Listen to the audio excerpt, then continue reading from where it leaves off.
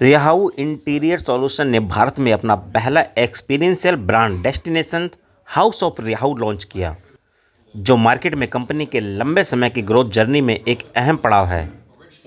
यह प्रोडक्ट भारत के architecture, interior design और कंस्ट्रक्शन की बदलती उम्मीदों के साथ ऑनलाइन है। इस लॉन्चिंग में रिहाउ इंटीरियर सॉल्यूशन के chief executive officer doctor Thomas Treger और रिहाउ इंडिया एंड सबकॉन्टिनेंट के executive vice president Shri Tushar Varma मौजूद थे। इंडिया में हम लोग पिछले 25 सालों से हैं और मुझे लगता है कि हम अगले 100 सालों तक भी इंडिया में ही रहने वाले हैं, कहीं जाने वाले नहीं हैं।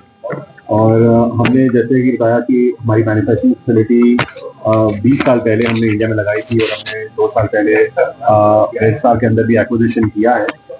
हम लोग फ्यूचर में भी देखेंगे कि कैसे हम लोग ग्रो करते हैं।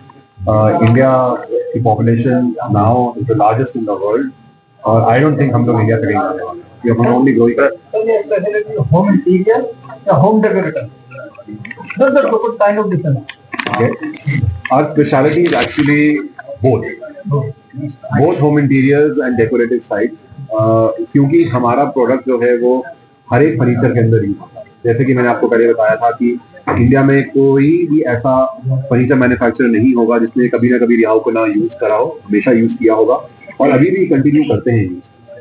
So that is the utility that we bring. तो बहुत बड़े फर्नीचर मार्केट में है, एक्सपोर्ट इंपोर्ट हो रही है, चाइना से बहुत ज्यादा इंपोर्ट होता है चाइना हमारे यहाँ पर इंडिया में। तो आप उस स्थिति में कैसे देखते हैं अपने आप को?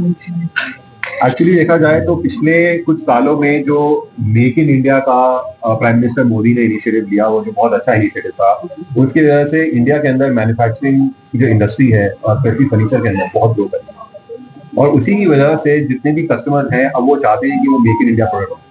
इनफैक्ट काफी कस्टमर हमारे ऐसे हैं जो फर्नीचर वालों के पास जाके पूछते हैं कि आपका प्रोडक्ट क्या मेक इन इंडिया है या इम्पोर्टेड है, और उसके साथ हमारा made in India product made in India furniture के लिए ही बना है, इंडियन कंडीशंस के हिसाब से बना है, तो वो बहुत अच्छा है।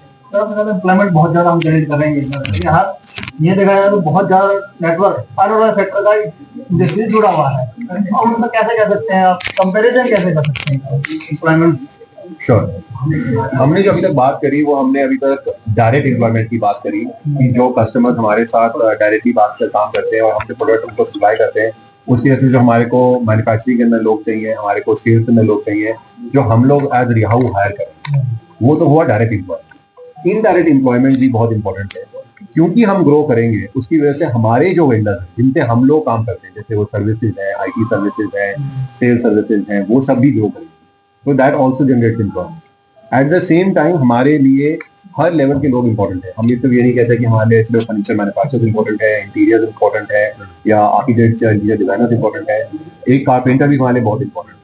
जब हमारा प्रोडक्ट मार्केट में दिखेगा और ग्रो करेगा तो एक जो कारपेंटर है जो अपनी रोजी रोटी कमाता है काम करके, वो भी ग्रो करेगा। आज की डेट में अगर आप कारपेंटर से ही पूछेंगे और बोलेंगे कि क्वालिटी प्रोडक्ट कौन सा लगाना है, तो बोलेगा मुझे रिहाउ का प्रोडक्ट लगाना है, और उनको भी हम ट्रेन कर रहे हैं और उसकी वजह से क्या होगा, उनकी एम्प्लॉयमेंट भी ग्रो करेगी।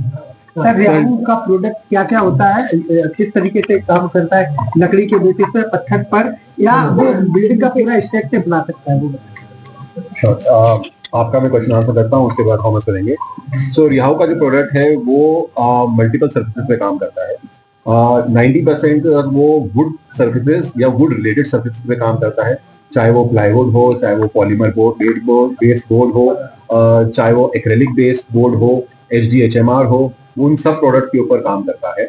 और वो फर्नीचर इंडस्ट्री के लिए ना वेरी यूजफुल प्रोडक्ट है। वो तो हुआ एजबेंड के बारे में। उसके अलावा जो हम प्रोडक्ट्स बनाते हैं, जैसे कि हम लोग सॉलिड सर्फेस बनाते हैं, जो आज की डेट के अंदर जितने भी आप एयरपोर्ट देख रहे हैं, एयरपोर्ट्स के अंदर भी लगता है, जो कि पिलर्स होते हैं, क्लैडिंग होती है, उनमें भी लगता है। तो वर्सेटाइल प्रोडक्ट रेंज है, बहुत सारे प्रोडक्ट्स हमारे पास हैं, ऐसे बताया 7 से 8 तरीके के प्रोडक्ट्स हैं, और वो पूरे इंटीरियर्स को कैटर करते हैं। Policy of the Indian customer, policy Indian customer policy. I don't know. Policy means how do you look at the Indian customer? Oh, the policy. So we look at the Indian customer as a very selective, demanding consumer base that wants choices, that wants a quality product, that wants a fair price, and we're here to provide that to them. What's the long-term vision for Indian market?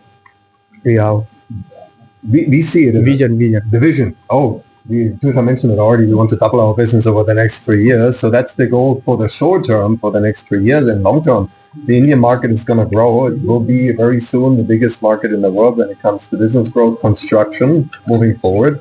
And that's our vision. We want to be a part of it, and we want to be known as a consumer brand in this market, providing a good product to the Indian consumers.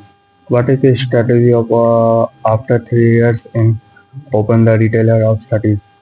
What is the strategy? Seasonally and all over time. There are different steps of an expansion strategy. We come from a B2B model that we produce. The B2C model comes now on top. As Tusha mentioned, we offer 7 products today. We have also gone into offering the next step of products, meaning you don't just buy the panel, but we put an entry on it for you, for example, and we have also a key business here.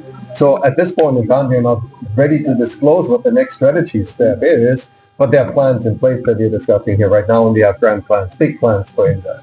Thank you.